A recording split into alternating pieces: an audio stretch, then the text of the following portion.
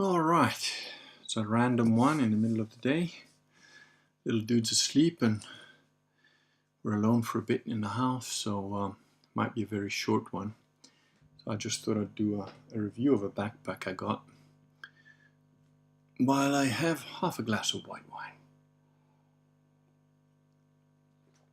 I actually tried to do a video review for the first time in my life for Amazon, but I don't know, I think maybe you have to just not talk at all for the reviewers on Amazon, because they sent me an email saying, oh, thanks for your review, we'll have a look at it, and then they wrote back and said, we can't put your review up, it doesn't comply with our whatever. And I don't quite know what it was, but I've noticed that the video reviews on Amazon seem to be wordless, so maybe I should have just kept my mouth shut, which probably I should anyway, because it's bound to get banned if I just say what I think. Hello, Rakir! Good afternoon! First one in here today. Only one in here today, I think. Anyway, you know, zombie apocalypse. You need a go bag. So I had, you know, I've got this thing, both my brother and I, we've got this thing where if we had like an infinite amount of money, one of the things that I don't think we'd ever stop buying are, for me anyway, I mean, I kind of hiking / walking shoes, I want those, but you know, I don't need to buy an infinite number of them, but I just need the perfect one. And I had a perfect one. Then I bust my Achilles tendon. I had those shoes for years. I still have them. And I use them on all the hikes. But I bust my Achilles tendon, and then when they fixed it, like one side gets really thick, so it doesn't fit properly on the foot. And it like takes skin off. And I tried to find those same shoes again. I went all the way to contacting Adidas, the company that had made them. It was like a special brand of shoe. They don't make them anymore. No one knows how they did it. And it was like, why? It was the perfect shoe. Why would you stop building it? So it's just Hacken Engman says great to my white wine. Although he's got a red wine little symbol there, but anyway. So, you know, shoes, one thing, with the hiking type shoes, I just need to get the right one, and then I'd buy like 50 pairs, so I'd never run out. Another thing is good jackets, and there's, you know, jackets just an infinite number, because you got like a smart jacket, you got a just everyday wear jacket, a random cool looking jacket, a go bag jacket, a zombie apocalypse jacket. Then you got that, like, when you start to get advanced, and there I would, again, if I had infinite money, I'd build, I've designed some jackets that I'd want built. So if one of you is a jacket designer, let me know. I'll send you my design, but here's the deal. You get the design, you get to sell it, make profit. If you want, you can give me a tiny royalty, but you gotta make me one of those jackets whenever I need it. That's it. And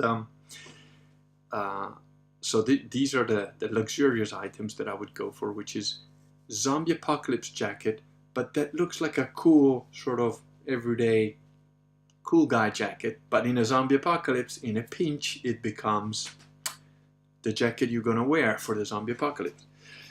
And the other thing is bags, backpacks, bags, that sort of thing.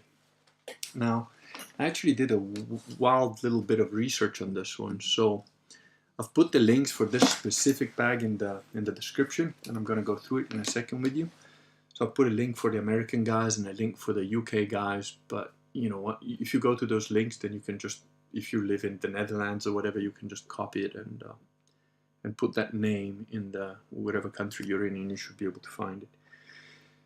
So they come in about 5 colors. I got the, I don't know if you can see in this light, but I've got the olive green one, but they come in black, beige, like desert kind of color. And they come in 2 sizes, like the 35 liter and the 45 liter. Now, I originally was really looking at the 35 liter, but then I thought about it, and you know, I'm like 6'2", and I thought, you know, like my dad says, always better to have it and not need it than need it and not have it. So in the end, I went for the 45 liter because you can always add more stuff, and if you don't need all the stuff, it's fine and big enough that it's not really going to get in the way. But I also wanted a bag that wasn't too huge, because in case I got to strap something else on, so you know, I can have the backpack and something else with a strap that you can imagine. So let me start with the good points, or rather, let me start with the bad points. Bad news first. So there's only very few things I don't really like on this bag. One is it's sold as a tactical bag, but it's for hiking, whatever. These things are reflective. This and these two bits, they really shine. If you even at night, a little bit of light, these things shine. So if you're gonna use this as a tactical bag, you might want to cut these off. And you can do so easily because they're not really there. If you can see, it looks like it's part of the strap, but it's really not. It's just this stitching that goes across here. If you just take a scissor and cut off this little strip, the reflective material seems to be like either glued on or painted on, I don't know, to this little black strip. So you could take that out if you don't want that.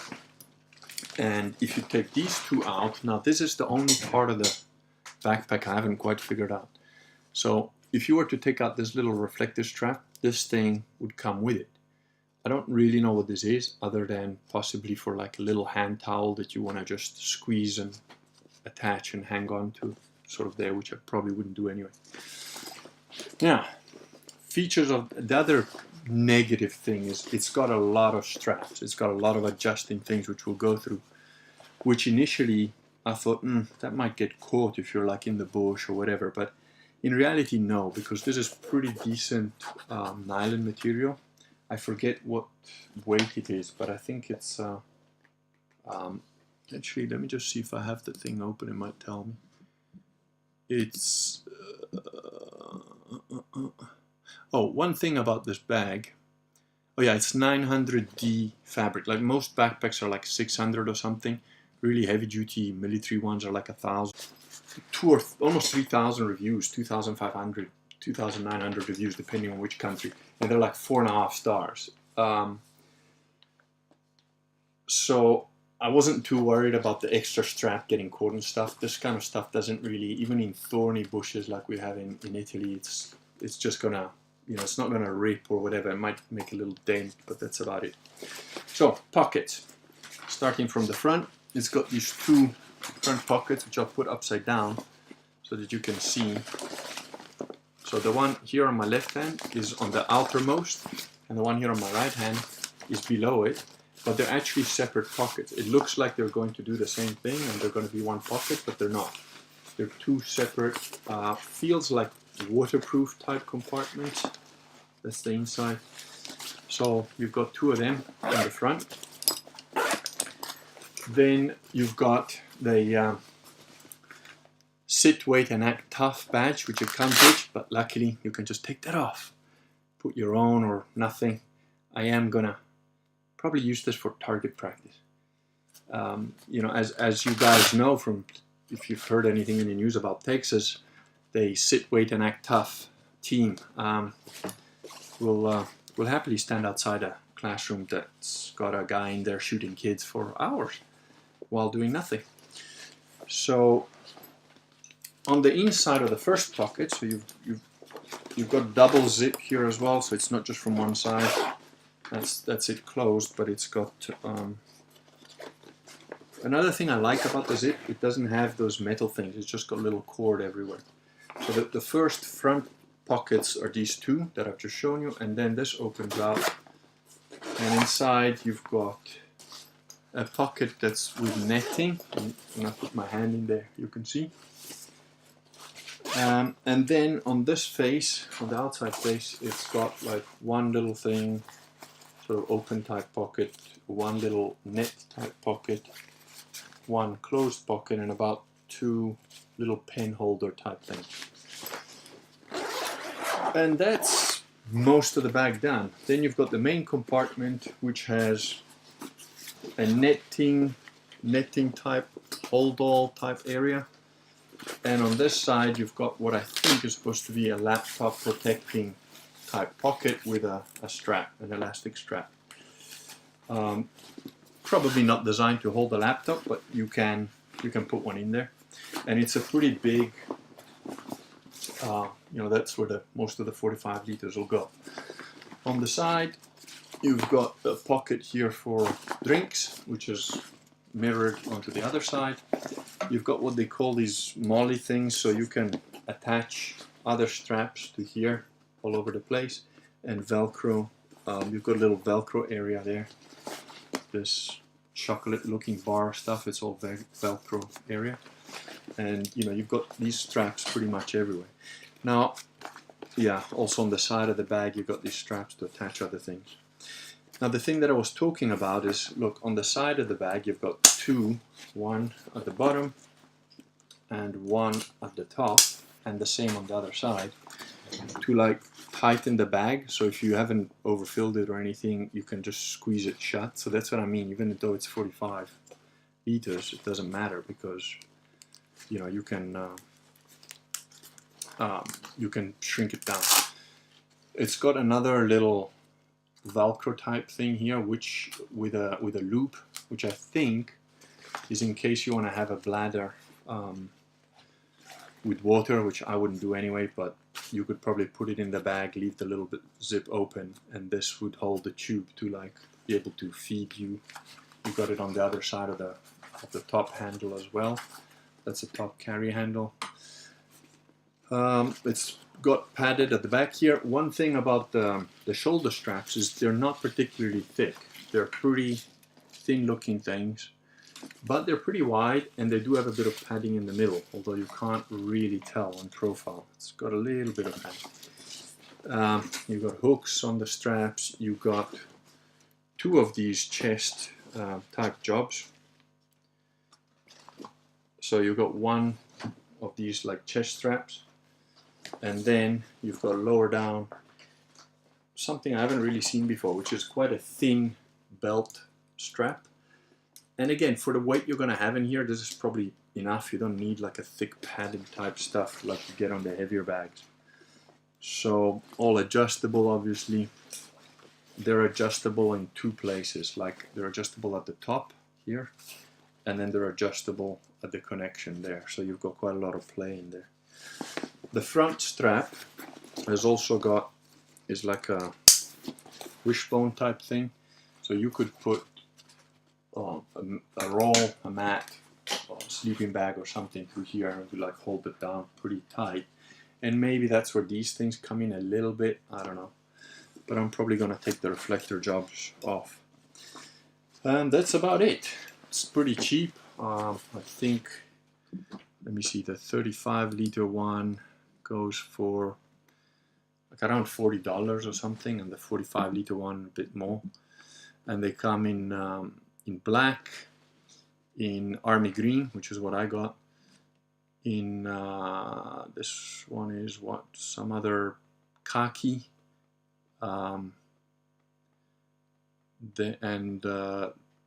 There's also, yeah, the khaki ones, they've got a couple of shades, I think, and in black, obviously.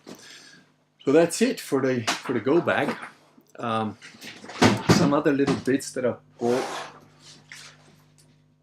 Oh, sorry. One thing that everybody forgets about, nobody thinks about, but that I think is pretty useful. So I just got one. Those little precision screwdrivers? There you go. So most of these are flat, but you've also got the cross ones, the Phillips type heads, and these things are useful. You end up needing them in like random times. So that's probably gonna be, I've got a bunch of weird stuff in my original go bag, which I'm probably gonna redo. I even have a grappling hook in there, which, believe it or not, I've used. It's a grappling hook with like a rope that is, the rope on it is like thin, but it's got like, I don't know, 150 or 200 kilo weight, so it'd be able to hold my weight and then some. And I actually used it to trim a tree that was an old kind of dead tree, but the branches of it, when there's a storm, the branches can fall down. The whole trees have fallen down on my properties from storms here. So I used it to like pull the branches to one side while and tie it off so that when I cut it with the chainsaw or whatever I was using at the time, the branch would fall in a way that wouldn't hit the main electrical cable, which was the danger that the storm would knock out some branches that would take out the main electric cable, because it's just literally one cable like stretching between pylons. So you know, that was kind of weird, but I used it and it works. The little grapple works pretty well. So yeah, I've got a bunch of odd stuff, obviously, like knives, and you know, the Swiss Army knife is another. A lot of people go for the what do you call those Leatherman tools. I hate those things. I mean, okay, they've got the pliers, which is useful, but they're just not practical. That you can't hold them properly. Like this little army knife, Swiss Army knife, I kept it in my pocket. I use it like every day, to the point where I've even sharpened it in a heretical fashion against. I use the big. You probably can't see there, but it's kind of like all sort of scratched the edge. I didn't do this edge with like a proper whetstone or whatever. I just did it on a. And this, the good one about this is that it locks the blade. A lot of Swiss Army knives don't. This one does. But I just sharpened it against the little sharpening tool machine that I use for the big tools, you know, for the like axes and machetes and stuff. Just because it's quick and it's like, this is a working knife. It's not, you know, doesn't have to impress anybody. It just sits in my pocket and gets used whenever I need it. So, while I have a sip, any questions you got, you 5 loyal members? Oh, Senator Slayer comes in. Does this bag contain Jew repellent?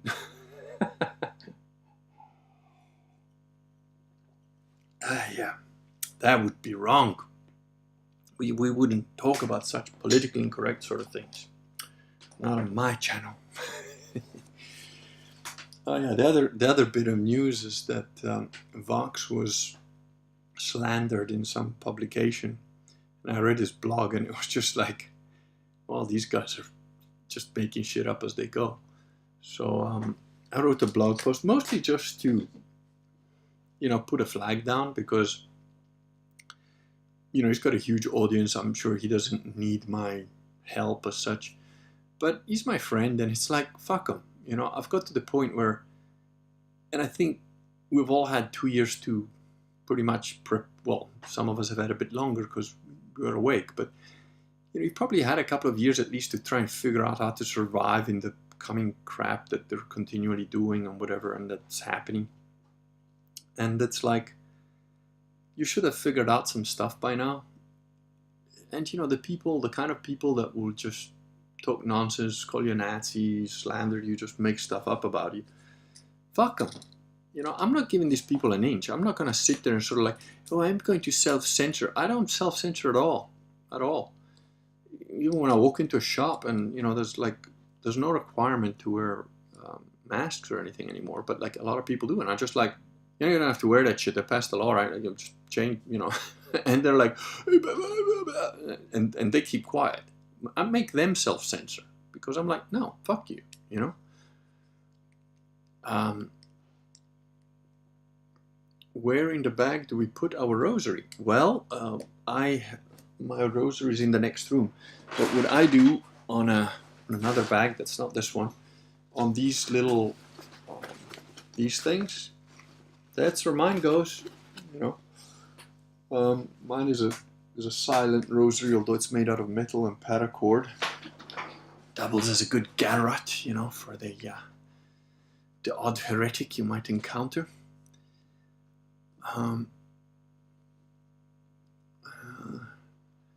Senator says, I think we've been tested and a lot of people failed. Well, I've recently come across the amazing work of Professor Cipolla. It always takes an Italian to tell you the truth. Professor Cipolla wrote a brilliant piece of work that I think is entitled The 5 Laws of Human Stupidity. And it's absolutely brilliant, hilarious, and scientific. It's absolutely scientific. And the first law of human stupidity is that the number of idiots around you is always, always more than you think. In other words, we always underestimate just how many stupid people are around us. And the final law of the human stupidity, so I'm just giving you the beginning and the end. Law number 5 is that stupid people are far more dangerous and damaging and, just negative for the planet as a whole than actually evil people. Because evil but rational people, you can sort of predict what they're going to do. They want to steal your money, they want to kill you, rape your children, whatever. They've got their thing that they want to do, and they're going to try and rationally achieve that. So you can sort of preempt, predict, protect yourself from that sort of thing. But a stupid person will do something completely negative, both to himself and others, at random, because he's stupid and he doesn't know he's stupid. So he just unpredictably does completely stupid shit that no one in their right mind would ever think could happen, and yet they do it. So I've encountered this many, many, many times in my life. It's basically the reason why I'm not a billionaire, because if human beings were rational, there's a bunch of stuff that I've done, books that I've written, videos that I made that a rational person would be like, man, that's good, that's good information, that's interesting, I want some of that. And that's it, I'd just be hugely wealthy. But no, we're surrounded by morons. It's sort of like, they did this experiment that I remember I think it was in South Africa, and I think it was an insurance company that did it, where they literally wanted to prove the fact that it doesn't matter what you're trying to sell people. If you try and stop them in the street or whatever, they'll just walk by. Doesn't matter. And they were handing out 50 Rand notes, which is like, at the time, probably not the equivalent of a £50 or a $50 note, but not far off it. It would be like maybe, I don't know, $35, $40, something like that in back then money. And all they were doing, they just had these notes in their hands and they were like, excuse me, I'd like to give you a 50 Rand note. And people would just be like, no. It's like the suspicion but you see, there's one point they didn't mention, which I will. And people would just be like, they wouldn't take the money. It would be like, oh, well, what's the catch? You want to give me nobody just gives you a 50 Rand note. And they were like, yeah, people just refused it. But what they didn't tell you is that people just refused it because of scum like insurance salesmen or door-to-door salesmen. Those people just come in there and they just lie and lie and lie and lie. So everybody by now is completely inured to somebody trying to just give them stuff. Just be like, hey, I actually want to do something that's cool for you and helps me too. Nope, it's just like, no, we don't care. I don't want any part of it. You're a Nigerian prince. And, it happened. Man, you don't know the amount of spam I get. The level of emails of like, we just want to give you some money. And I'm like, yeah, sure.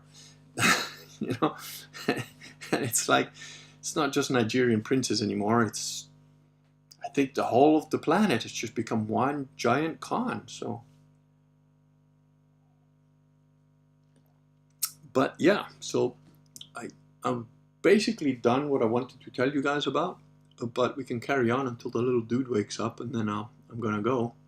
There's a whole 5 or 6 of you. It keeps fluctuating. So if you've got any questions about any equipment, material, go bag stuff, let me know. And if not, I'll probably tune out pretty quick.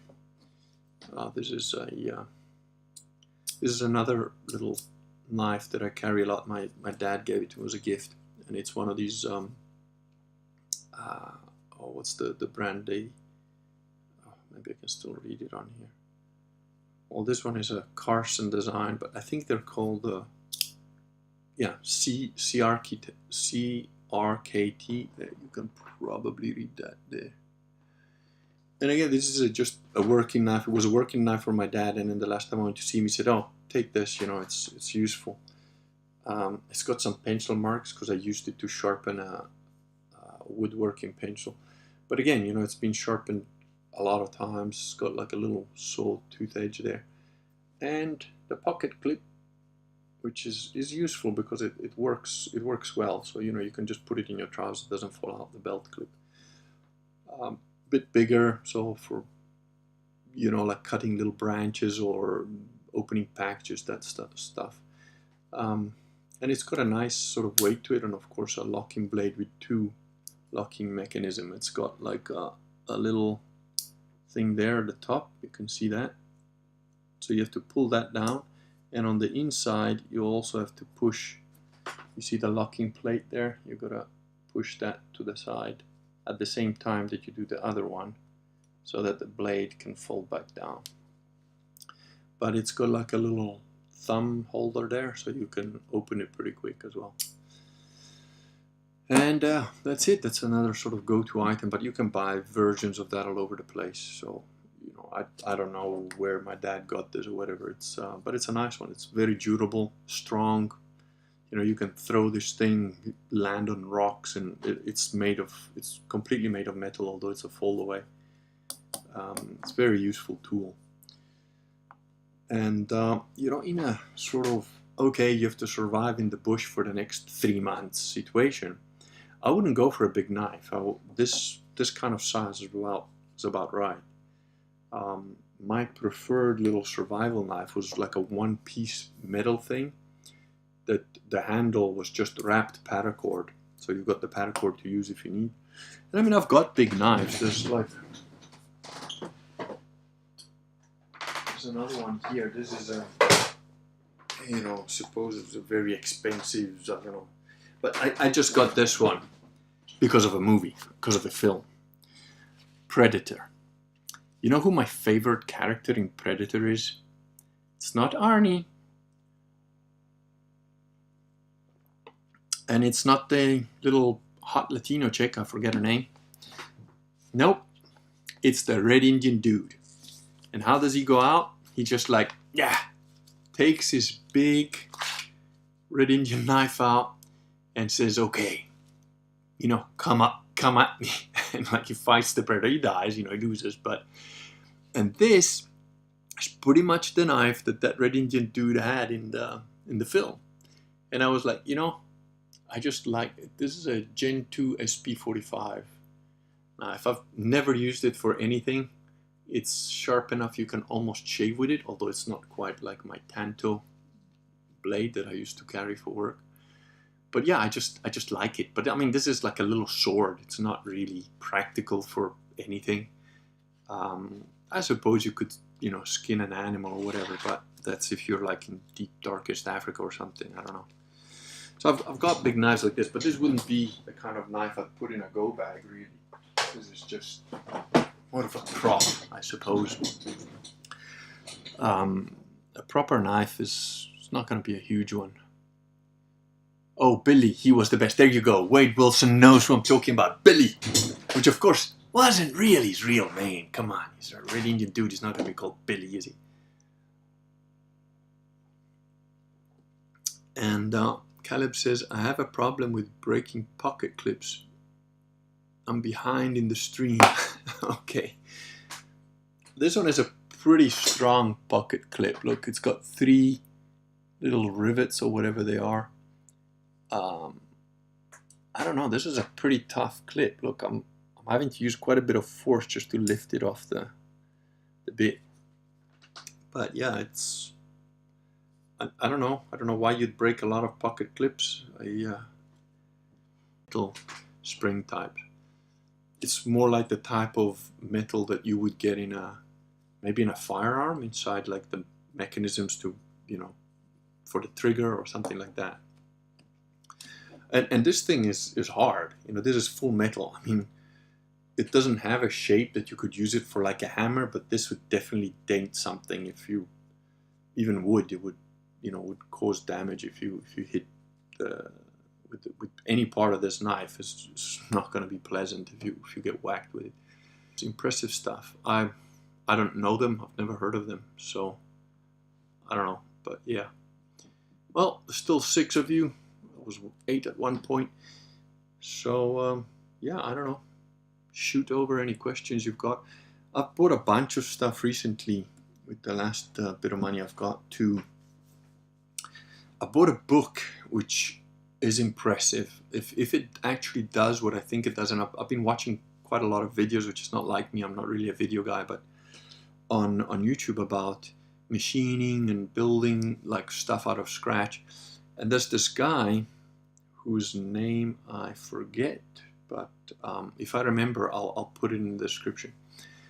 Who's like some old dude who's like done machining for like decades, and he wrote a book where it's how you build the actual machines to machine anything like metal and build parts, because like things like lathes and milling machines and stuff like that, they're very useful because, and I'm finding that they would be useful to have stuff like that, because even on your sort of rotor tiller little machine, or like the grass hedge cutter thing, like some part broke off that holds the protective shield, and I've just been using it sort of without. But if you had like a milling machine or a lathe or something, you could probably build that little metal part that you need to hold the guard, and it's like you have to go and buy it in a shop and buy that part, and it's like $90 and whatever. You could probably build it out of scrap metal for like half an hour's worth of work, if that. So I'm looking into this stuff, and I don't know anything about it. I'm not a machinist. I'm not, I've studied engineering, so I can appreciate that sort of stuff and whatever. But, and so this guy wrote a book where you start out with basically nothing, with like, I don't know, like maybe a hammer and like a machete or something.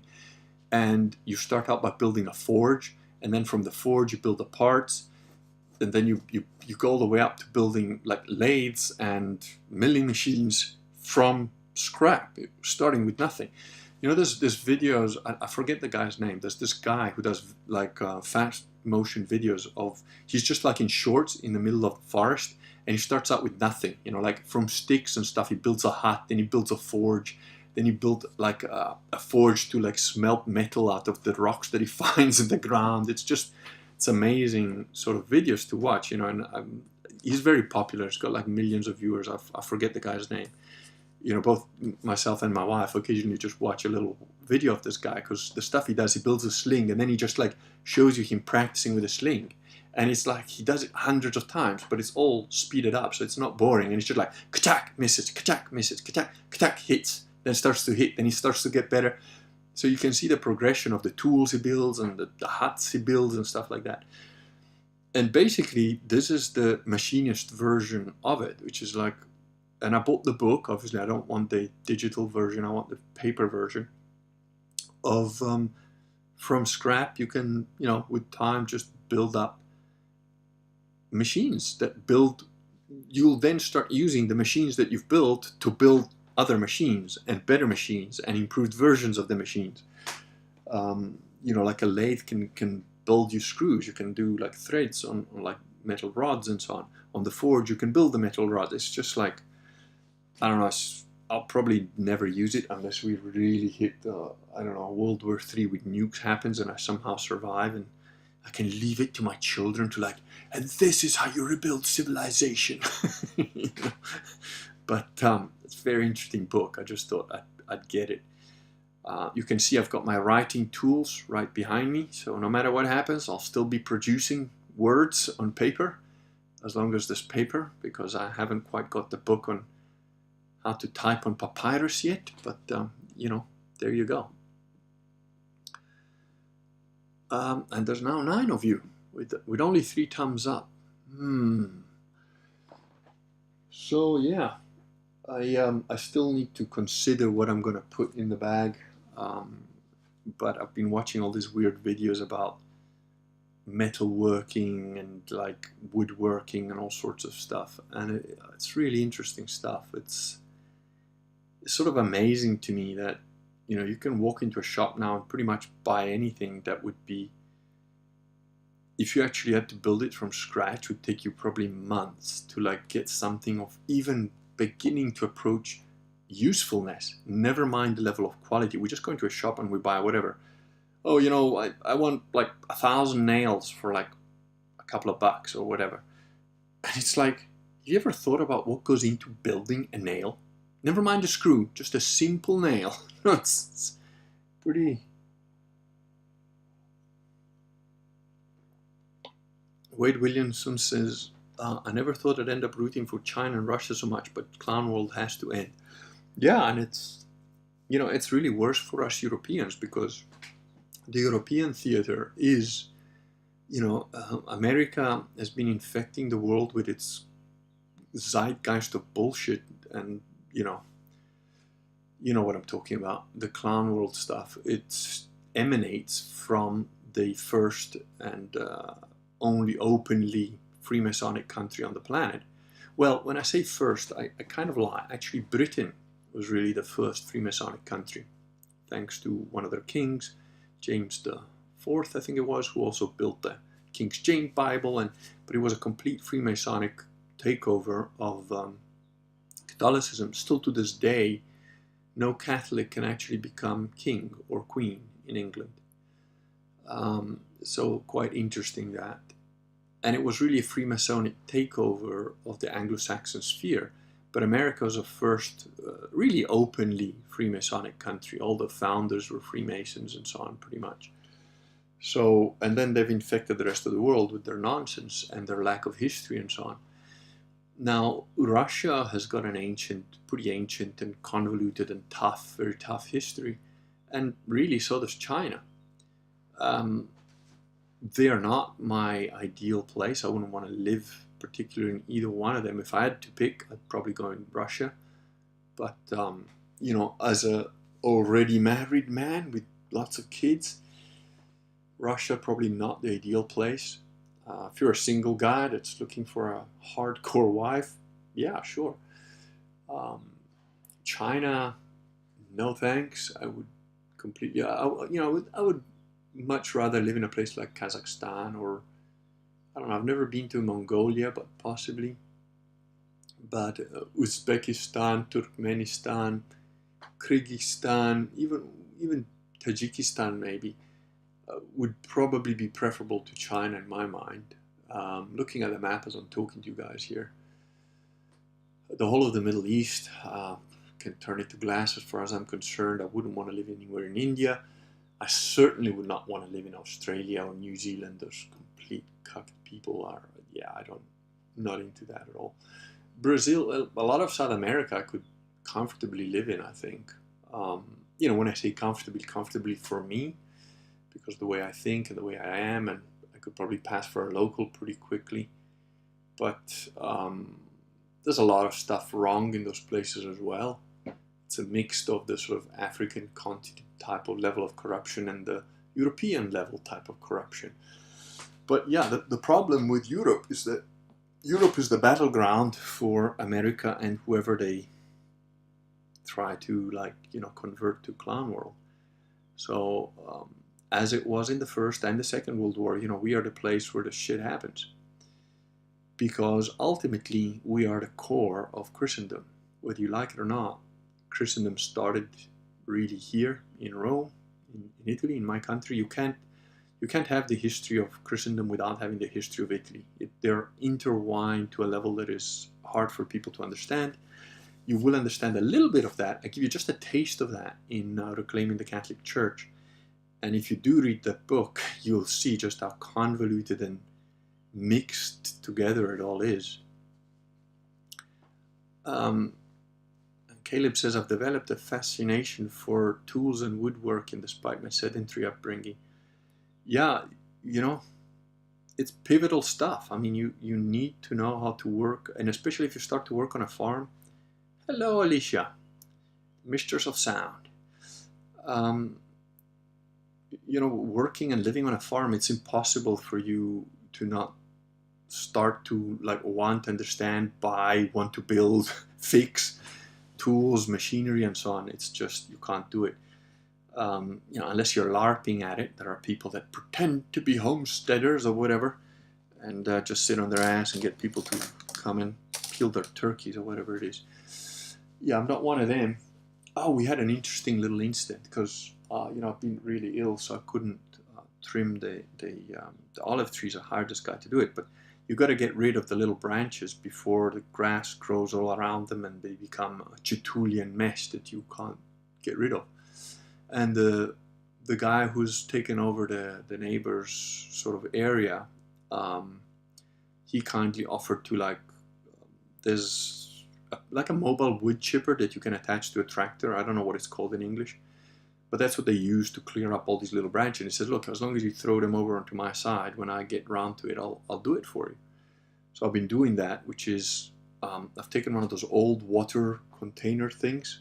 They're about a cubic meter worth of water. They're a water tank, but I've got like 3 of them and I don't really use them.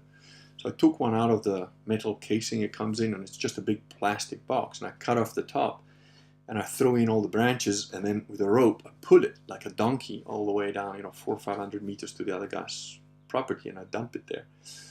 And so I had to like also mow down a bit of the grass in that area, because the grass here is just, it's jungle, and I can't do like hectares of the stuff on my own, but I'll have to try at some point. Anyway, and my wife the other day says, have you been hearing a weird noise? There's some big animal like in the bush, like doing a really like whir, whir, like it's a big screaming sound. And I was like, I haven't heard jack, but my hearing's not great. So she goes, no, well, go have a look. So I walked down and I thought, no, there's nothing here. But on the way up, sure enough, a buck. Again, I don't know what the equivalent name would be, like a deer, I suppose, some kind of a deer, jumped out right in front of me, like going, whoa! And I forgot, they do make this like, almost like a bear sounding noise. I thought they might be boars, pigs, wild pigs, because we've got a lot of those here. But, maybe 10 meters in front of me, not even, like it jumped across, a really big, healthy male. And I thought, oh, cool, it's nice that we've got that on our property. It was a cool little incident anyway. So I aged in the sun. He says, hi, I'm half asleep. But dude, that's my permanent state now, after being so ill and whatever. This is curative last bit of white wine. Wade Wilson says, yeah, I got recommended a few off-the-grid channels on YouTube. You're not truly off the grid if you're uploading on YouTube daily. Especially if you're doing it for hours at a time. Women's hearing seems supernatural at times. Well, my hearing is crap. I mean, I can hear sounds that like probably dogs and no other human hears like from miles away. But that's because my hearing has been damaged by shooting weapons since I was a young kid. My dad didn't know any better. Nobody knew any better. I've been firing handguns and rifles and so on without any hearing protection whatsoever since I was 2. My first shot was fired when I was 2 years old at a puddle with my dad's .38 Special. And really hunting all the time with no hearing protection whatsoever. When I shot a buffalo, which I can't remember if I was 12 or 13. I've got a blog post about it somewhere with a picture. We walked in the bush for a few hours, and then with the tracker, and eventually my dad says, there it is, and I could just see the tip of the horn. And I was tired, I was like 12, 13. I've been carrying my 375 the whole way. Didn't want to ask for water because I didn't want to seem weak. There was only one bottle, and there was like my dad, my mom, and the tracker. So I was like, no, I'm not going to drink any water until somebody else does. So, and in the desert, basically savannah.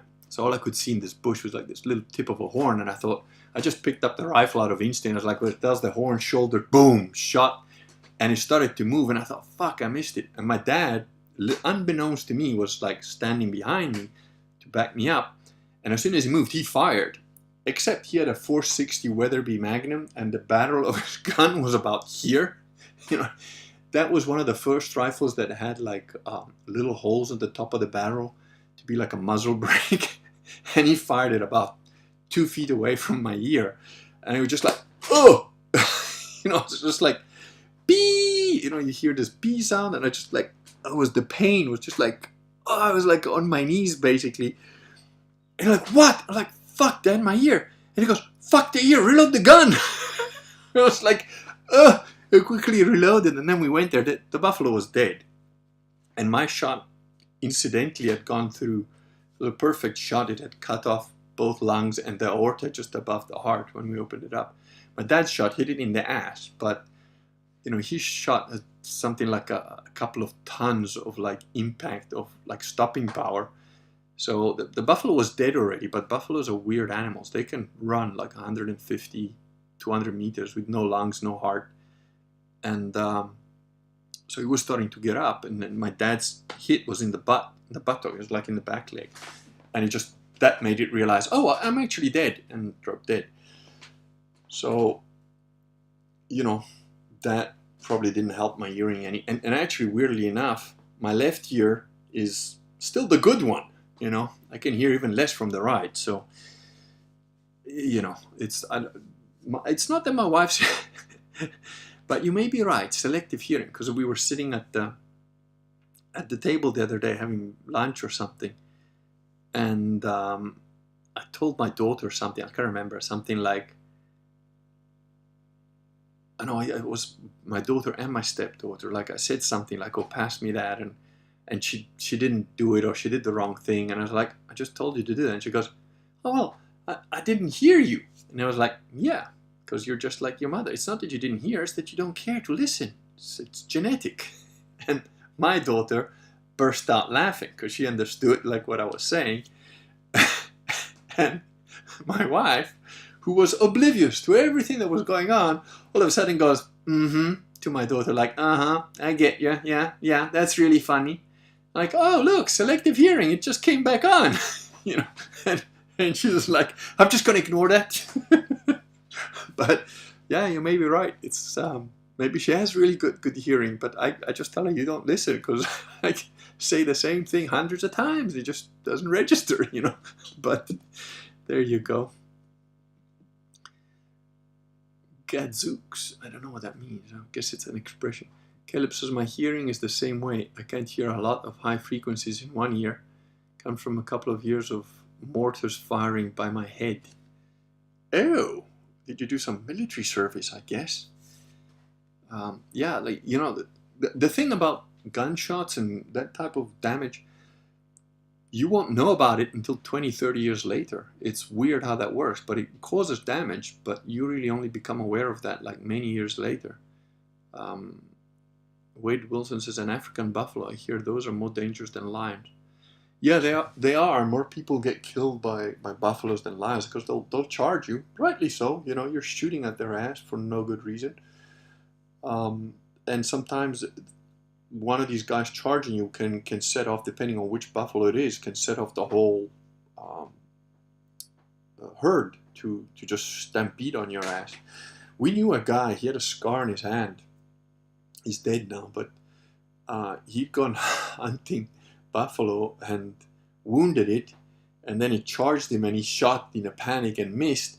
And he went for a motorbike ride. He basically, the buffalo like hooked him, and he like put his hand on one of the horns, like opened up his hand, and like he kind of held on to the buffalo for a while until the buffalo, like running through thorn bushes and stuff in Africa, southern Africa, you've got these like thorn trees that have got like really long thorns, about that long, but also hooked tiny ones.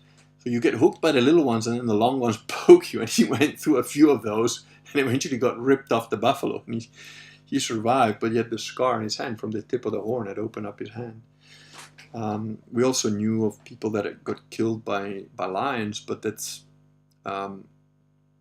we had an encounter with lions, which was interesting. But basically, lions will only eat you.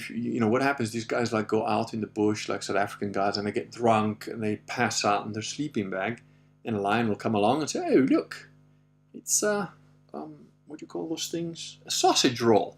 It's got a little sausage inside some plastic stuff you don't like to eat." So they just grab you by the head and pull you out, and the other guys around you are all drunk. So that's it. We had a couple of incidents where one was when my dad had got his parents over, so we had my granddad and my grandma, and he decided to take them off into the middle of the bush, where my granddad was, let me try and think, I think he was in his very late 70s, maybe early 80s, I think. Let's see, 35. Yeah, he must have been 70s, in his 70s. And he was still shooting. You know, my grandfather could shoot with a shotgun like I've never seen anyone shoot better than him, including my dad. My dad will tell you, he'll say, no, the old man still shoots better than me. And my dad's practically lived with a gun grafted to his side. Although I would say my dad's probably best weapon is the either a pistol or a rifle. But I've seen my dad do shots with a rifle that are just like, what? He shot a flying cormorant with a 30-06 once and got it. It's just like, how the fuck did you do that, Dad? And he goes, I just aimed for the head. I just try and consider only the head because the body is bigger anyway. You know, aim small, miss small. But anyway, so we had our grandparents with, and my dad had built this Land Cruiser so that at the back you could have like a bed so that we could sleep in the car. But of course, with my grandparents and my dad and my mom and us, you know, my brother and I, and my sister, so the three of us, we were in the back of this car. And when we stopped off for the night, we stopped off in, you know, this was in a, so we got to this big national park. So on the way there was some shooting and stuff. But inside the national park, of course, there's no hunting allowed or whatever, which is good. And, you know, we're just sightseeing. And we literally saw everything. Like a buffalo stopped in the middle of the road about 10 meters away from us, looking at us just so my granddad could take a picture of it. Like, he had that photograph. I don't know where it's gone, but it looked like straight out of National Geographic. And it was done with a normal little, you know, SLR camera at like 15 meters away, because literally the thing stopped and looked at us in the road. We saw lions that ran off from about 5 meters from the car from a bush, and then it was all clear. And this lioness was just hiding there until the car got really close, and then she just sprang away at a speed that is like, oh yeah, you're not going to outrun a lion. And anyway, we got to this sort of camping area where they've got these little huts. You know, they're like open huts to the weather, like shelters really, so people could sleep in there. And you know, we had dinner, whatever. We built a fire and that, and then it came time to go to sleep. So my brother, my sister, and I, we were all in the car, in this big sort of back of the car, because the three of us could easily, comfortably sleep there. But my granddad, my grandma, and my dad and my mom used one of the shelters with their sleeping bags and so on. And you know, they were quite comfortable. It was, you know, it was quite hot, but not sweltering, so it was a good temperature. And then in the morning, you hear some shouting. I'm like, what's going on? We wake up and we're like, look out of the car. And my dad and my mom are shouting, stay in the car, don't get out of the car. And I'm like, okay. You know, so I open a little window. She goes, no, close the window, just keep it a little bit open. There's lions all around the car. And we're like, what? So we look down, and sure enough, there's a lion sniffing, almost like a dog, you know, when a dog sniffs a tire to piss on it or something, like sniffing around the car. And there's like a pride of lions. There's like 3, 4 females, 2 males, a couple of smaller ones, not cubs, but like not too big. And so my dad and his parents and my mom had barricaded themselves inside this little hut, and they were just scared that we would wake up and just step out of the car and we would be lunch, basically. So that's as close as we got. Oh, and another time with a leopard, that was a funny story. That's in my dad's book.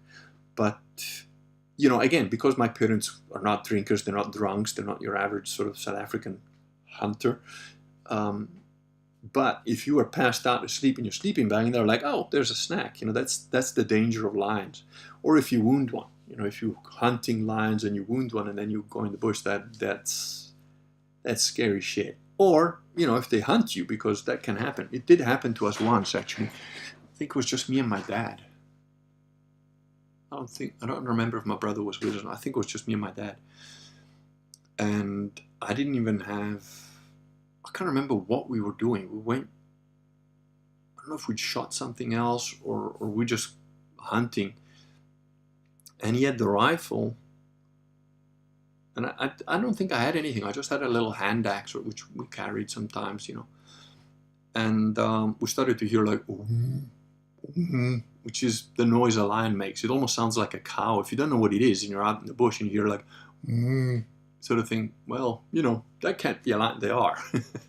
And it was like, fuck. And it's in tall, dry grass that was about neck height for me and like chest height for my dad. And it's like, that's a fucking lion, and I think it's stalking us. And it's like, how do you know? Well, because I heard the sound before, and now it's like behind us, and we're going around this hill, and it keeps sort of following us.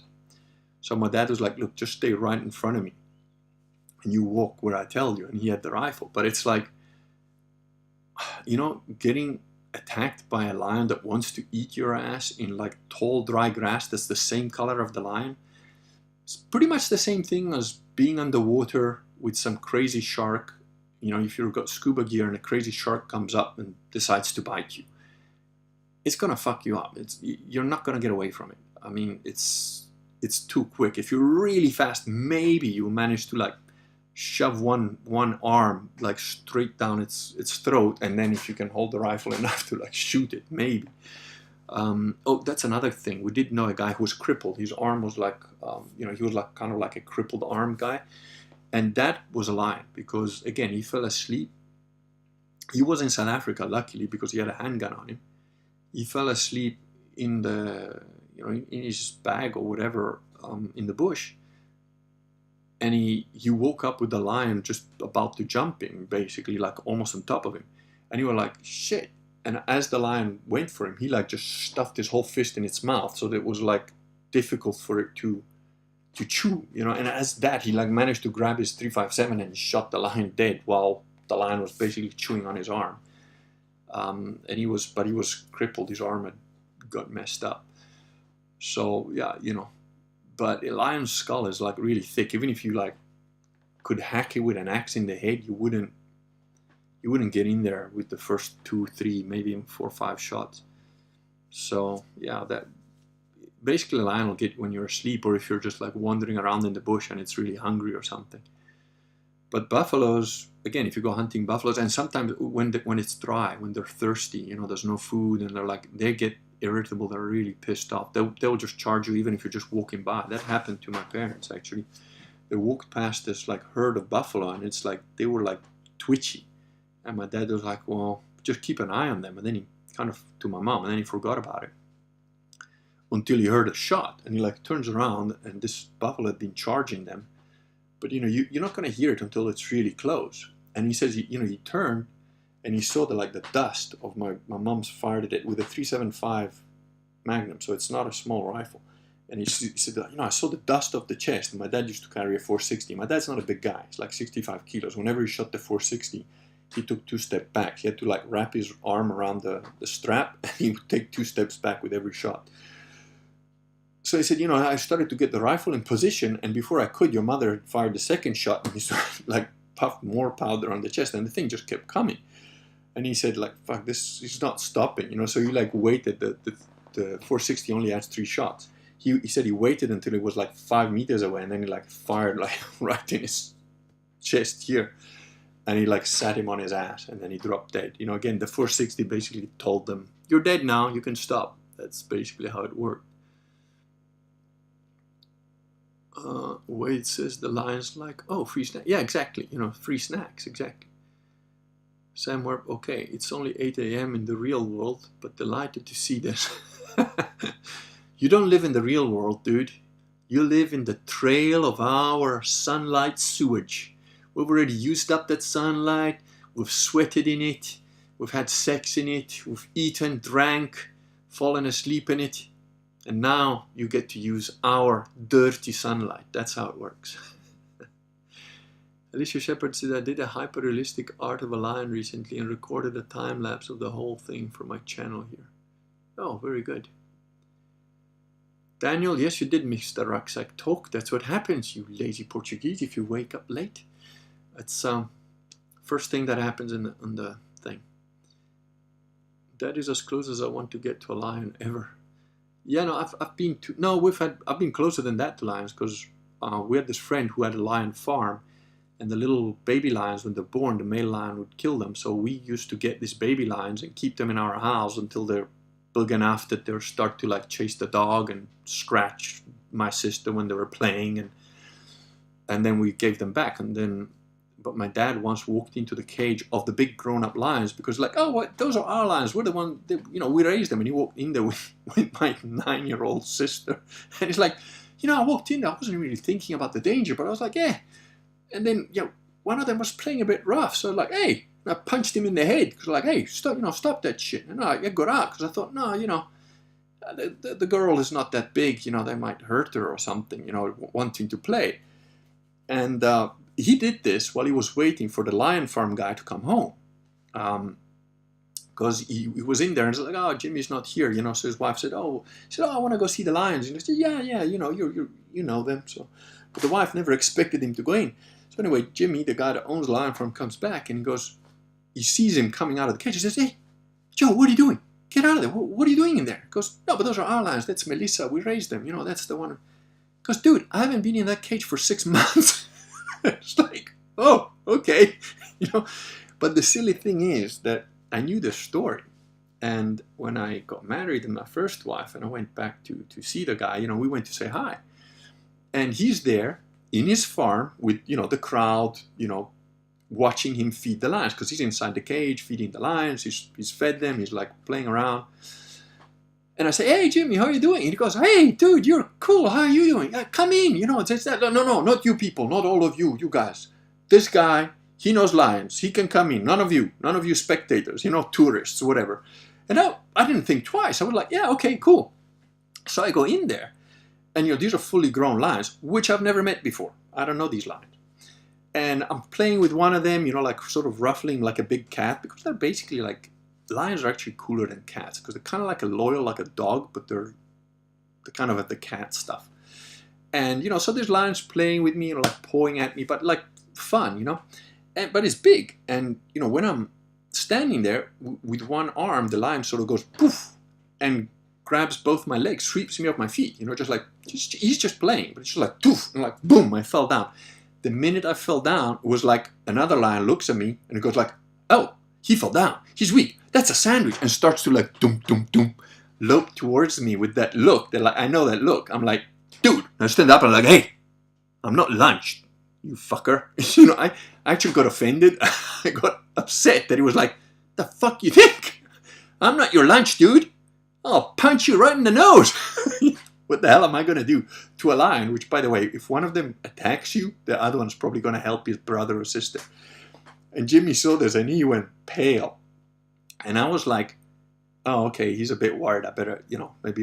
And he goes, yeah, we better just get up, just, act normal. And I'm like, yeah, dude, I'm not dumb, So we walked out. And as we walked out, I look at my brand new first wife sort of thing.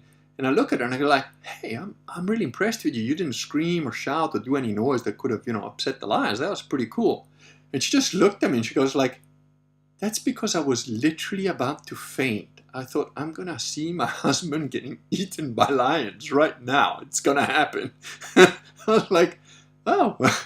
But again, until after I left the cage, I didn't even consider it. I was like, that kind of stupidity runs in my family, sadly, and I can see that my boy, I hope he got some, he has, though, got some gene from his mum, because he's a bit more cautious, but I can see he's kind of got the same curiosity and lack of fear. Yeah. That's what stopping rifles are for. Yeah. Yeah, I've got like back there at my dad's place, I've got a 300 Winchester Magnum that was built for like long range shooting and stuff. And, that's a very accurate rifle for that kind of shooting. But yeah, if you're going to hunt buffaloes or elephants or anything like that, I wouldn't go with anything less than a 460 Weatherby. And probably try and get some kind of a 50 caliber, type rifle.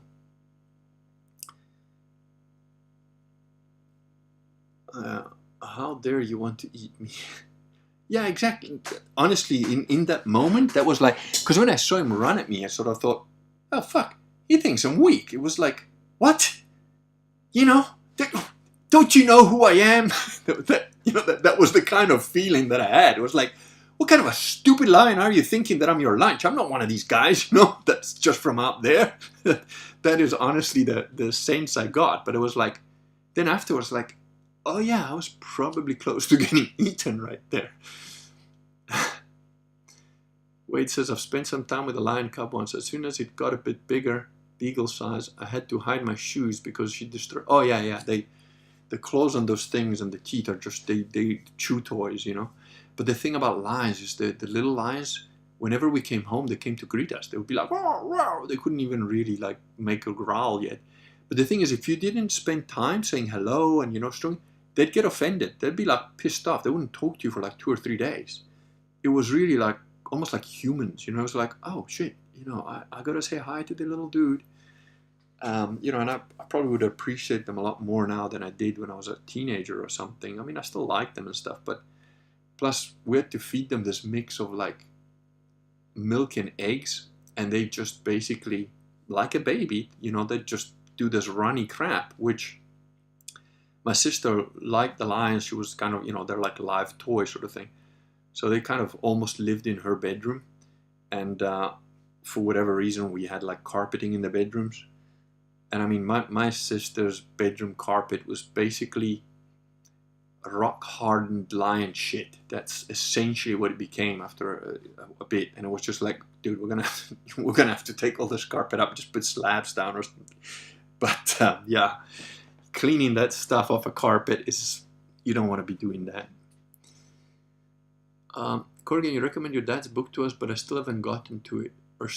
Yeah, it's filled with stories like that. I'm telling you, my dad's book it's really great. I don't know if I got a copy.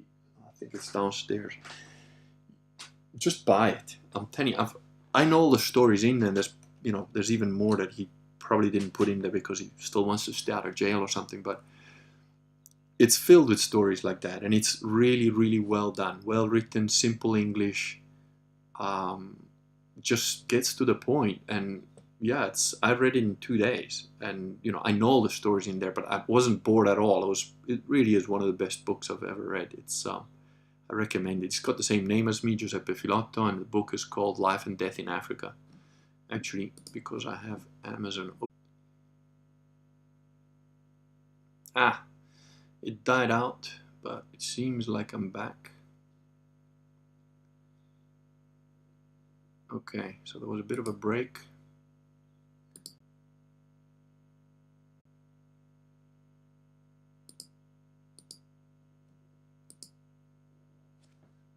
There.